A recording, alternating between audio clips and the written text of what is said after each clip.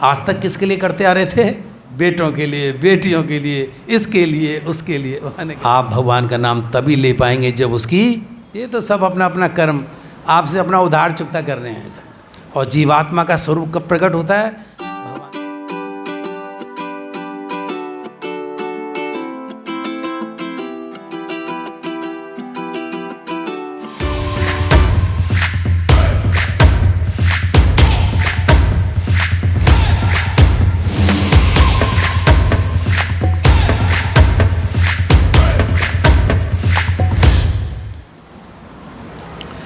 हरे कृष्णा कृष्णा कृष्णा हरे हरे, हरे राम राम राम हरे हरे। किंतु आध्यात्मिक चेतना कृष्ण भावनात्म में उसकी स्थिति परमेश्वर की सेवा करना है। हमारा स्वभाव क्या है? देखो इस सार बात है ये। हमारा स्वभाव क्या है? जीव का क्या स्वभाव है? भगवान की सेवा करना भाव है। हमारा नेचर असली यही है। और भगवान कह रहे तुम सेवा किसकी कर रहे हो? संसार की। सेवा करना जीव का स्वभाव है। हम हमेशा सेवा करते हैं, लेकिन सेवा कर किसकी रहे हैं? संसार में आके संसार की ही सेवा कर रहे हैं। और सेवा किसकी करनी चाहिए? भगवान की। भगवान कहते हैं क्योंकि सेवा करना तुम्हारा स्वभाव है। बच्चों की सेवा करते हो, समाज की सेवा करते हो, परिवार की सेवा करते हो, राष्ट्र की सेवा करते हो। भगवान कहते नहीं, सेवा तो एक ही हो सकती है, वो है भगवान। बाकी जितने भी काम हैं इन्हें तो ड्यूटी के तौर पे करो। जैसे ड्यूटी, नौकरी करना पड़ता है ना, वो ड्यूटी है, करना है, कर्तव्य है। संसार का पालन कर्तव्य कर्म की तरह करो। जल में रह के भी भीगो मत, कमल पत्र की तरह। अगर खुद ही कीचड़ में डूब जाओगे तो तुम्हें निकालने वाला फिर कोई नहीं रहेगा। तो भगवान कहते हैं कमल की तरह रहो। तुम्हारा मुख किधर होना चाहिए? मेरी तरफ। सन्मुख हो जीव मोहे जब ही, जन्म कोटि अघनाशय तब ही। तुलसी बाबा कह रहे हैं कि जीव जैसी एक बार उन्मुख मेरी तरफ बस मुंह कर ले, जन्म कोटि अघनाशय तभी, अनंत कोटि में किए हुए जो पाप है इसके उसी क्षण नष्ट हो जाएंगे। और यही भगवान कह रहे हैं सर्व धर्मान परित्यज्य मामेकम शरणम भज, अहम त्वाम सर्व पापेभ्यो मोक्षयिष्यामि मा शुचः। जो भगवान राम कह रहे हैं वही भगवान श्री कृष्ण कह रहे हैं, वो एक ही बात है, कोई फर्क नहीं है। तो हमें भगवान का नाम लेना है बस। जब जागे तभी सवेरा है, तभी सवेरा है। ये बात कहने में बड़ी सरल है, लेकिन समझने में बड़ी गूढ़ है। This is very difficult to understand. इसे समझना बड़ा मुश्किल है और कहना बड़ा आसान है।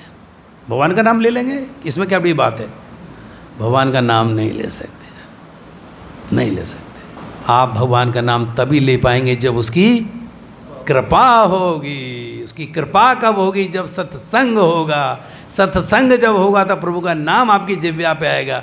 और जिह्वा पे आपका नाम आएगा तो ठाकुर जी अपने आप प्रसन्न होके आपको आने के लिए, ले जाने के लिए मजबूर हो जाएंगे। राधे राधे, यही राधे रानी की कृपा है। ये भगवान की माया है। भगवान कहते हैं बस सच्चे और सरल हृदय से शुरू हो जाओ, आपका कल्याण हो जाएगा। जब जागो तभी सवेरा है भैया। वैदिक साहित्य में जीव को जीवात्मा तथा ब्रह्म कहा गया है, किंतु उसे परब्रह्म नहीं कहा जाता। जीवात्मा विभिन्न स्थितियां ग्रहण करता है। कभी वो अंधकारपूर्ण भौतिक प्रकृति में मिल जाता है और पदार्थ को अपना स्वरूप मान लेता है। कभी वो परा आध्यात्मिक प्रकृति के साथ मिल जाता है, इसलिए परमेश्वर की तटस्थता शक्ति कहलाता है। भौतिक या आध्यात्मिक प्रकृति के साथ अपनी पहचान के अनुसार ही उसे भौतिक या आध्यात्मिक शरीर प्राप्त होता है। भौतिक प्रकृति में वह 84 लाख योनियों में से कोई भी शरीर धारण कर सकता है, किंतु आध्यात्मिक प्रकृति में उसका एक ही शरीर रहता है, वो है उसकी आत्मा, जीवात्मा। और जीवात्मा का स्वरूप कब प्रकट होता है? भगवान का नाम लेने से, भगवान का प्रसाद खाने से और सारे काम भगवान के लिए अर्पित कर देने से। संसार में जो भी कुछ करें वो किसके लिए करें? भगवान के लिए। आज तक किसके लिए करते आ रहे थे? अपने लिए, परिवार के लिए, बेटों के लिए, बेटियों के लिए, इसके लिए, उसके लिए। मैंने कहा नहीं, ये तुम्हारे कभी थे नहीं, कभी हो नहीं सकते। ये तो सब अपना अपना कर्म आपसे अपना उधार चुकता कर रहे हैं, ये हमें समझना होगा। भौतिक प्रकृति में अपने कर्म के अनुसार कभी मनुष्य के रूप में प्रकट होता है, देवता बनता है, कभी पशु बनता है, कभी पक्षी के रूप में प्रकट होता है। स्वर्गलोक की प्राप्ति तथा वहाँ का सुख भोगने की इच्छा से वह कभी कभी यज्ञ संपन्न करता है, किंतु जब उसका पुण्य क्षीण होता है तो वह पुनः मनुष्य रूप में इस पृथ्वी पर वापस आ जाता है। और यह प्रक्रिया क्या कहलाती है? कर्म। यही कर्म है। बस इस कर्म के आवागमन में ऐसे हम घूम रहे हैं, आज से नहीं, अनंत जन्मों से। आप विश्वास रखें, आप में जितने लोग हैं, आप सब लोग इंद्र के, स्वर्ग के राजा इंद्र के पद पर सब लोग जा चुके हैं। सब, यहाँ कोई ऐसा नहीं है जो स्वर्ग में इंद्र ना बना हो, या कोई देवता ना बना हो, या कोई राक्षस ना बना हो, या कोई पशु ना बना हो, या पक्षी ना बना हो, या पौधा, पेड़ पौधा ना बना हो। सारे 84 लाख योनि हम सब भोग के आ रहे हैं, हम सब। और ये मन हमारा हर समय हमारे साथ साथ यात्रा कर रहा था। इसीलिए तो आपके पास खाने को भी ना हो, चाहे आप किसी हाल में हो, भूखे हों, प्यासे हों, भिखारी हों, लेकिन मन क्या करता है? भोगने की इच्छा, बढ़िया से बढ़िया हमको मिले, बढ़िया से बढ़िया। क्यों? भोग के आए हो, इसलिए। यही माया है। ठाकुर जी कह रहे हैं ये स्वभाव आज का नहीं है तुम्हारा, कि आज आपने इच्छा प्रकट कर दी कि बाबूजी हमें भी तो अच्छा रहने खाने का चाहिए, हमारा मन नहीं करता। और कहते हैं आज की इच्छा नहीं है, ये अनंत जन्मों की है, ये मन के साथ तुम्हारे लगे। और ये दोष कैसे निकल सकता है? भगवान के नाम से। इसलिए अभ्यास करें। भगवान कहते हैं एक दिन में ही होने वाला नहीं है, माया बार बार घसीटेगी। माया इतनी ज़बरदस्त ही आपको खींच खींच के ले जाएगी, आप इससे बच नहीं सकते। इसलिए भगवान का नाम आप लीजिए तो हमारा कल्याण। भगवान को भूलो नहीं। भगवान कहते हैं अगर भूल जाए इनसे मन सको, नहीं नहीं मुझे भगवान का नाम लेना है। तो बड़े बड़े संत कहते हैं कि हमेशा ये मान लो कि भगवान ने जब कहा है कि मैं दिल में रहता हूँ हृदय में, तो हृदय में है। तो हर घंटे में आप ज़रूर सोच लें कि भगवान हमारे सारे कारनामे जो हम सोच रहे हैं वो देख रहे हैं, सुन रहे हैं और नोट कर रहे हैं। हर घंटे बाद अगर ये हम ऐसी आदत बना लें तो फिर हम गलत काम नहीं कर पाएंगे कि नोट हो रहा है। ये नोट हो जाएगा तो अगली बार भुगतना पड़ेगा। दुनिया को नहीं पता, दुनिया तो भला आदमी समझती है, लेकिन भगवान करे मैं जानता हूँ, भगवान जानते हैं। ये छांदोग्य उपनिषद में वैदिक यज्ञ अनुष्ठानों का वर्णन मिलता है। यज्ञ की वेदी में 5 अग्नियों को 5 प्रकार की आहुतियाँ दी जाती हैं। हम पहले इस पर बात कर चुके हैं। ये 5 अग्नियाँ स्वर्गलोक, बादल, पृथ्वी, मनुष्य तथा स्त्री रूप मानी जाती हैं। और श्रद्धा, सोम, वर्षा, अन्न तथा वीर्य, ये 5 प्रकार की आहुतियाँ हैं। यज्ञ प्रक्रिया में जीव अभिष्ट स्वर्ग लोगों की प्राप्ति के लिए विशेष यज्ञ करता है और उन्हें प्राप्त करता है।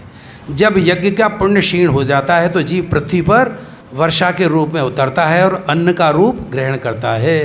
और इस अन्न को मनुष्य खाता है, जिससे वह वीर्य में परिणित होता है, जो स्त्री के गर्भ में जाकर फिर से मनुष्य का रूप धारण करता है। यह मनुष्य पुनः यज्ञ करता है और पुनः वही चक्र चलता रहता है। इस प्रकार जीव शाश्वत रीति से आता और जाता रहता है, किंतु कृष्ण भावना भावित पुरुष ऐसे यज्ञों से दूर रहता है। जिसने इस चक्र को समझ लिया वो इनसे फिर वो दूर हो जाएगा और सीधे कृष्ण भावनामृत ग्रहण करता है। हरे कृष्णा, अब कुछ नहीं करना, अब तो एक ही काम करना है, हरे कृष्णा कृष्णा कृष्णा हरे हरे, हरे राम राम राम हरे। बहुत यज्ञ में बड़े बड़े देवता बन के देख लिया, कोई फायदा नहीं है। भगवद गीता के निर्वेशवादी भाष्यकार बिना कारण के कल्पना करते हैं कि जगत में ब्रह्म जीव का रूप धारण करता है और इसके समर्थन में गीता के 15वें अध्याय के 7वें श्लोक को उद्धृत करते हैं, किंतु इस श्लोक में भगवान जीव को मेरा शाश्वत अंश भी कहते हैं। भगवान का यह अंश जीव भले ही भौतिक जगत में आ गिरता है, किंतु परमेश्वर कभी नीचे नहीं गिरते, इसलिए भगवान को अच्युत कहा जाता है। अतः यह विचार कि ब्रह्म जीव का रूप धारण करता है ग्राह्य नहीं है। यह स्मरण रखना होगा कि वैदिक साहित्य में ब्रह्म जीवात्मा को पर ब्रह्म परमेश्वर से पृथक माना जाता है। तो अक्षर परम ब्रह्म में ये एक जो मूल बात है वो ये कही गई है कि लोगों को ये भ्रम होता है कि हम भी, और बड़े बड़े विद्वान कहते हैं वेद व्यास की गद्दी पे बैठ के कि आत्मा और परमात्मा में कोई फर्क नहीं है, तुम भी वही हम भी वही, कोई फर्क नहीं है, सब नारायण है, नमो नारायण, कोई दिक्कत नहीं है, सब एक ही बात है। वो कहते नहीं, ऐसा नहीं है। भगवान ने कहा मेरा अंश है, तो अंश कभी संपूर्ण का बराबरी नहीं कर सकता। जल की एक बूंद में जल के सारे गुण होते हैं, लेकिन वो समुद्र के जल की बराबरी नहीं कर सकती। एक बूंद बूंद ही रहेगी। तो क्वालिटी यानी गुणात्मक रूप से गुण हमारे अंदर भगवान के हैं, लेकिन जो मात्रा है भगवान की विराटता वो हमारे अंदर वो नहीं है। हम शुद्र प्राणी और भगवान विराट प्रभु हैं। यही भगवान में और हमारे में फ़र्क है। हमारा ज्ञान सीमित है, भगवान का असीमित है। हमारा रूप सीमित, भगवान का असीमित। हमारा बल सीमित, भगवान का बल असीमित। भगवान का यश असीमित, हमारा यश सीमित है। तो हर मामले में ज्ञान भगवान असीमित है, हमारा सीमित है। हमारी दृष्टि, हमारी इंद्रियां सीमित हैं। हम यहाँ से ज़्यादा दूर नहीं जा सकते। सूर्य, चंद्रमा, सितारे से आगे हमारी दृष्टि आगे नहीं जाती। बस भगवान कहते हैं सारा ही ब्रह्मांड के अंदर है, और भगवान इस ब्रह्मांड से परे की चीज़ है, आध्यात्मिक जगत में है। ब्रह्मांड को भेदना हमारे लिए संभव नहीं है जब तक भगवान की कृपा ना हो। जीवात्मा तभी व्योम पर व्योम आध्यात्मिक जगत में हम तभी जाते हैं जब भगवान की कृपा हो। अपने आप सारे मार्ग खुल जाते हैं। इसलिए भगवान के नाम की महत्वता की गई है।